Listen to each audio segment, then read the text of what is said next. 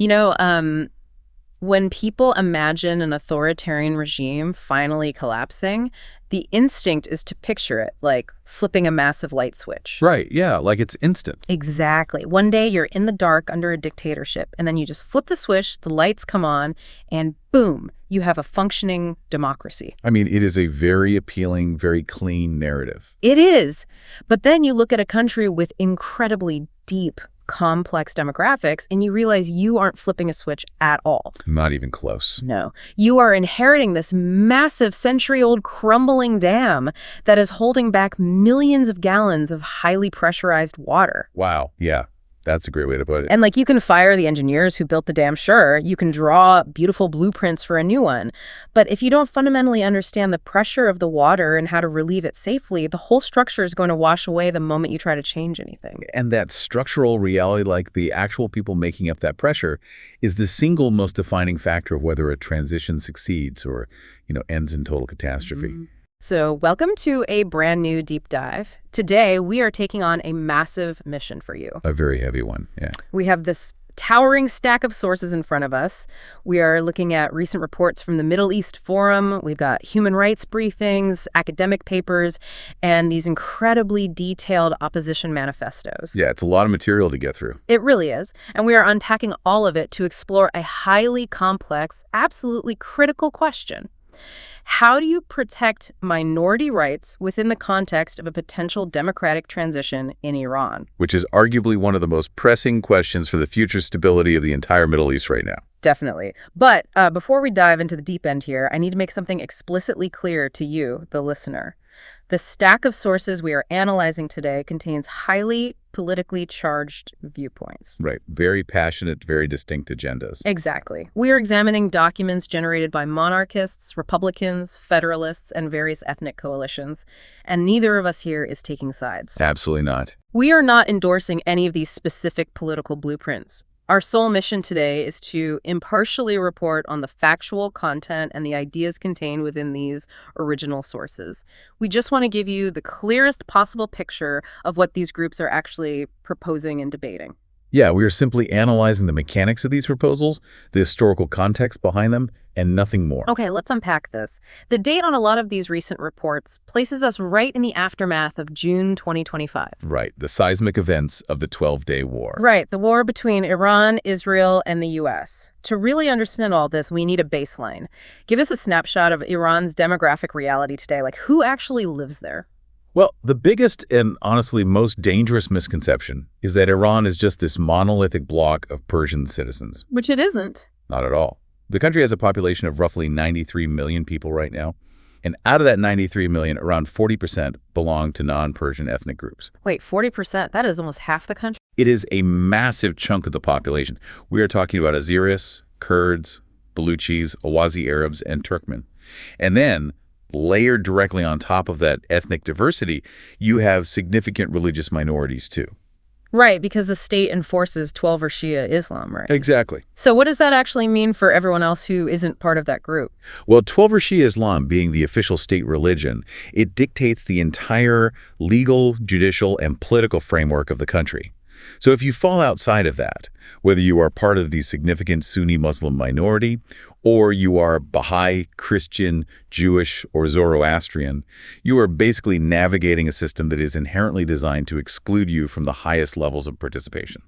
So Iran is actually a deeply complex, interwoven mosaic. Precisely. Okay, so if we want to understand how a future democratic transition might actually govern all these different groups, I feel like we first have to look at the immediate intense pressure these communities are facing right now under the current state apparatus. Yeah, absolutely. So what do the post-June 2025 human rights reports actually say is happening on the ground?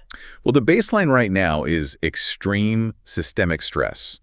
Following that 12-day war, the sources cite this staggering wave of repression. They're reporting over 21,000 arrests across the country. Wow, over 21,000. Yeah. And when you look at the data on who is actually being arrested and executed, the disproportionate impact on minorities is severe. Can you give an example? Sure. Take the Baluch population, for example. They make up only about 5% of Iran's total population. So just a tiny fraction of the country. Right. Yet, according to the data in these sources, in 2025, they accounted for 29% of all executions in the country. Oh my God, 29%. It's drastically out of proportion. Then look at the Kurdish population. They represent roughly 10 to 17% of the country. But they made up 47% of the detainees during that post-war crackdown. That's almost half the detainees from a group that is, what, maybe a tenth of the population? The sources also mention severe religious persecution, specifically targeting the Baha'i community. There's this thing they mention called Article 49. Yes, Article 49 of the Constitution. Right, being used against them. Yeah. How does the constitutional article function as a weapon? Well, so the Baha'i faith is the largest unrecognized non-Muslim minority in Iran. And because they're unrecognized, they have absolutely no legal protections. None at all. None. And Article 49 allows the state to confiscate wealth that is deemed, quote-unquote, illegitimate. Ah, I see where this is going. Right. The state judiciary actively uses this article as a legal loophole to systematically seize homes, businesses, and farmlands belonging to Baha'is, simply because their faith is considered illegitimate by the clerical establishment. That's horrifying. It is. Combine that with a systemic denial of higher education, and it is a very deliberate architecture of exclusion. Let me ask you about the strategy behind this, though. Because it seems like whenever the state faces external pressure, like a military conflict, they immediately squeeze the minority population. Yeah, that's a pattern the sources highlight constantly. Is this just blind lashing out, like a pressure cooker targeting the weakest valves? Or is there a specific calculated goal here? What's fascinating here is, and the sources are very clear on this, it is a highly calculated strategy. They refer to it as punishing vulnerability.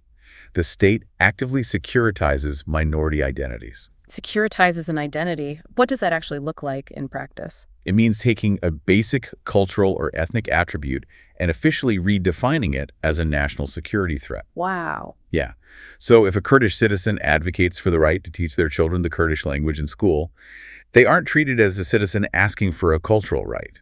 The state officially labels them a separatist who is attempting to fracture the country. Oh, wow. Or if an Awazi Arab protests against the severe water shortages in their region, they are labeled a sectarian threat.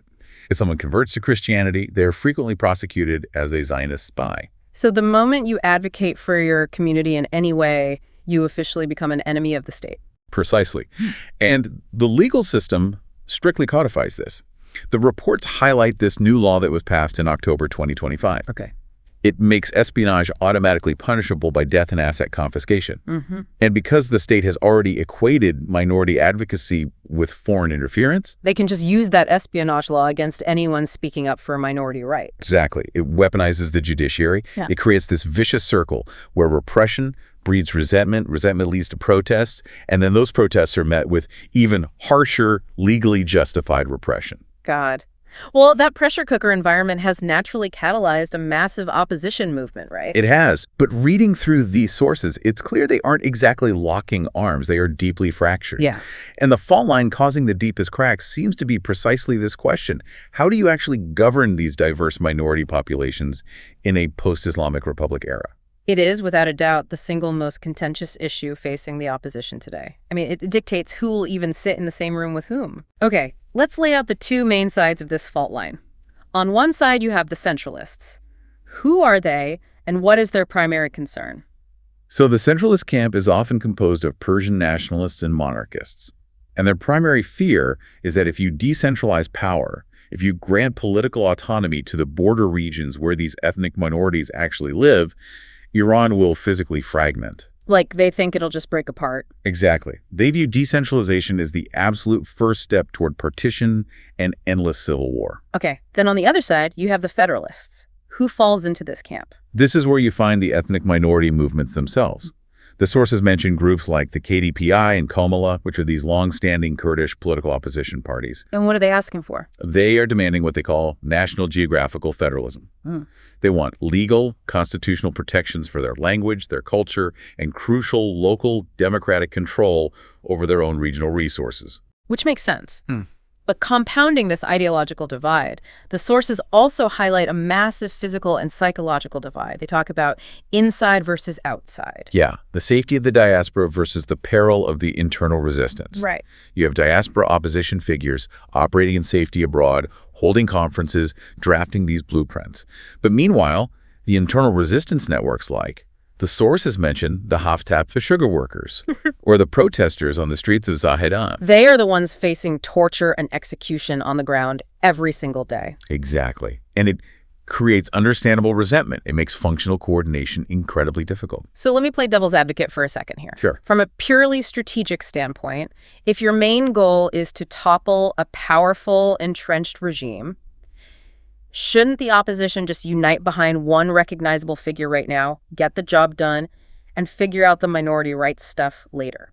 This raises an important question, and honestly, it is an argument frequently made by the centralist camp. But for Kurds and other minorities, the sources are emphatically clear. Postponing rights is an absolute non-starter, and it really comes down to historical trauma. Meaning they have heard this exact promise before. Yes. In 1979, Kurdish groups and other minorities actively supported the revolution to overthrow the Shah. They were promised rights, inclusion, autonomy, all of it. But once the new clerical regime actually consolidated power, they didn't grant those rights. Instead, they declared a literal holy war on Kurdistan to crush any demand for autonomy. Oh, wow. So when they are told, wait until later, history tells them later means never. Exactly. The sources cite Dr. Kamran Matan, a political scientist, and he argues that Iranian society does not need a singular father figure to unite behind. Okay. His analysis suggests that forcing premature unity without actually addressing the reality of ethnic pluralism, it doesn't solve the structural problem. It simply replaces one form of authoritarian centralism with another. Right, you just change the name on the door of the central authority? Yep.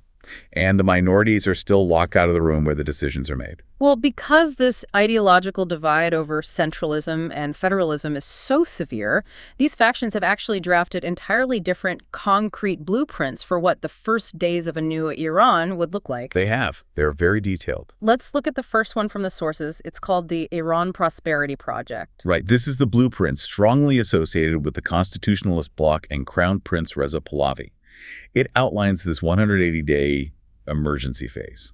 And the legal framework it proposes is called a hybrid legal approach. How exactly does that work? So they wouldn't just erase every law in the books instantly. The plan proposes keeping existing laws to maintain basic civil order and only stripping away the laws that clearly violate human rights. Okay, that sounds pragmatic. And then it defers the ultimate constitutional question whether Iran should be a monarchy or a republic to a future national referendum. It is an approach focused very heavily on technocratic stability and preventing institutional collapse. But the sources also highlight a highly debated feature of this plan, specifically regarding security forces. Yes, this is a major sticking point. Right, because it proposes dissolving the top ideological bodies, the IRGC, which is the Islamic Revolutionary Guard Corps, the Quds Force, the Morality Police, but and here's where it gets really interesting. It proposes integrating vetted mid-level technical forces from those dissolved bodies back into the new national structures. To prevent a security vacuum, yeah. But from the perspective of a minority activist, it's like keeping the engine of a broken, incredibly dangerous car, but just promising to install a new steering wheel and a different driver. No wonder minority groups are skeptical about that. That captures the fear perfectly. The architects of this blueprint are making a pragmatic calculation based on regional history. They look at what happened in neighboring Iraq in 2003 when the U.S. enacted de-Ba'athification, basically firing the entire Iraqi military and civil service at once. Right, and that created a massive insurgency. Exactly. It created an immediate security vacuum.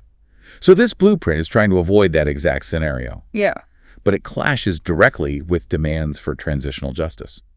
I mean, for someone who has been targeted by those very forces, the idea of integrating them into a new police or intelligence service has to be terrifying. It is. It risks reproducing the very power networks that oppress them in the first place. Okay, so that's the centralized, stability-first model. What is the alternative blueprint the sources outline? The sources outline a federated coalition or National Reconciliation Council model. And this model takes a completely different approach. How so? It separates the process of transition from the outcome. The coalition doesn't decide what Iran becomes. It just guarantees a fair, legally binding process for Iranians to decide for themselves. Interesting. It relies on what they call a minimum transition charter, grounded strictly in international human rights law, specifically the International Covenant on Civil and Political Rights. And structurally, it proposes a 28-member council. How do they distribute those 28 seats to prevent one group from just taking over? So the seats are allocated to mandate power sharing. 8 seats go to political factions. Okay. But then another 8 are equally distributed to ethnic groups: Kurds, Baluchis, Azeris, and Arabs. So that guarantees the ethnic minorities an equal block of influence right at the top level of the transitional government. Exactly. Then 6 seats go to civil society. 4 are specifically reserved for internal resistance leaders. Which addresses that inside-outside divide we talked about earlier. Right. And finally, 2 seats for religious modernizers. The entire architecture is designed so that no single faction can steamroll the others. Now, there's an acronym that pops up in a few of these manifestos, the MEK or the NCRI. Yes. For those of us who aren't super familiar with all the historical factions, who exactly are they and what is their proposal? So the MEK, or the People's Mujahideen Organization of Iran, is a long-standing exiled opposition group. Their leader, Maryam Ravi, has proposed a 10-point plan for a secular republic that, on paper hits a lot of democratic notes. On paper? But the sources seem to push back pretty hard on their actual viability, don't they? They do. The Middle East Forum report provides a very stark reality check here. It notes that the MEK enjoys essentially zero support inside Iran today. Really? Zero support? Yeah. During the brutal Iran-Iraq War in the 1980s, the MEK actually aligned itself with Saddam Hussein against Iran. Oh, wow. And that is viewed by the Iranian public as an absolute unforgivable betrayal. The analysis explicitly states that including the MEK in any transitional coalition would immediately discredit that coalition in the eyes of the Iranian people. So, practically speaking, whether Iran adopts a centralized blueprint like the Prosperity Project or a federated council model, the actual day-to-day success of protecting minority rights will ultimately come down to the hard mechanics of governance. Absolutely. The institutional architecture of the state is where these lofty ideas face reality. It's about how people vote and who controls the resources. Let's start with voting. The sources pull from Fair Vote and Uni ScholarWorks research. They contrast our typical winner-take-all system with proportional representation, or PR. Right. Why is winner-take-all so dangerous for minority groups? Well, winner-take-all systems, by definition, require a majority or a strong plurality to win a district. So if an ethnic minority makes up 30% of a district, and voting is highly polarized along ethnic lines. Which it often is. Exactly. Yeah. That minority will lose every single election. They get 30% of the vote, but 0% of the power. The Fair Vote research refers to them as filler people. Filler people. That is incredibly bleak. It is. They exist in the district to pad the demographic numbers, but they have absolutely no actual voice in the legislature. So how does proportional representation fix that dynamic? PR changes the math. It ensures that if a group makes up 20% of the population, they get roughly 20% of the legislative seats. Okay, so it mashes. Right. It guarantees that minorities aren't just allowed to cast a ballot. They are guaranteed actual representation in the room. And this forces coalitions. Because no one has a monopoly? Exactly. If no single party has 51% of the seats, they have to negotiate with the minority parties to form a government. It structurally incentivizes dialogue. Wait, but if PR guarantees minority voices, why do the sources say it failed so badly in the recent Tehran city council elections? That is a crucial caveat. Proportional representation requires real, functioning, independent political parties to work effectively. Which Iran doesn't currently have. Right. In the Tehran example, the state only allowed heavily vetted, regime-approved factions to run. Without true freedom of association and independent parties, PR simply reproduces the existing authoritarian power dynamics, just under the guise of a mathematically fair system. Okay, so political power is one thing, but what about actual resources? Because protecting minority rights isn't just about letting people speak their language or have a seat in parliament. No, it's highly material. Right. The sources talk extensively about central mismanagement. What does that actually look like on a material level for these ethnic minorities? It looks like severe environmental and economic deprivation. A central government located hundreds of miles away often views these border regions strictly as resource extraction zones. Right, just places to pull wealth from. Exactly. For example, the sources detail the drying up of Lake Urmia, which has absolutely devastated the local Azeri population. Or look at Khuzestan, where the Awazi Arabs live. Khuzestan is where a massive portion of Iran's oil wealth is located, right? Yes, it generates enormous wealth for the central state, yet the local Arab population suffers from severe water depletion, extreme poverty, high illiteracy rates. Because all the resources are just siphoned off to benefit the center. Exactly.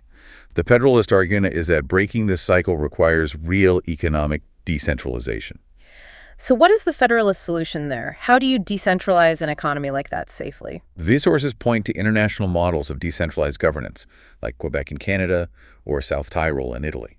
Okay, how did those work? Well, these are regions that have secured not just cultural autonomy, like the right to their own language and education systems, but meaningful economic participation.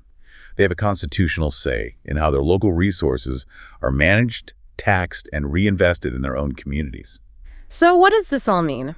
We've looked at the horrific pressure these minority communities are under right now, the deep historical divides over how to govern them, the competing blueprints for the future, and the hard mechanics of voting and resource allocation. Select process. It really is. But when you pull back and look at this massive stack of sources, the core message is unmistakable. For Iran, protecting minority rights isn't just some normative, feel-good moral obligation. No, it is a strict strategic necessity. The sources overwhelmingly agree that if a democratic transition ignores 40% of its population, it will inevitably trigger a new cycle of rebellion and repression. The vicious circle continues. If we connect this to the bigger picture, achieving true democracy in Iran requires breaking a century-old habit. For over 100 years, the state has equated strict Persian centralism with national survival. The assumption has always been that diversity equals danger. And the ultimate goal of any viable transition must be to build a virtuous cycle instead. Right. A system where minorities feel their identities, their languages, and their economic futures are safeguarded by the state, rather than constantly threatened by it. It leaves us with a final thought for you to mull over as we wrap up today. We focus so much of our attention on the dramatic, visible act of toppling a regime. But if a revolution successfully overthrows a dictator, yet fails to dismantle the hierarchy of its citizens, did a revolution actually happen, or did the power just change hands? A very vital question to consider. Thank you for joining us on this deep dive. We'll see you next time.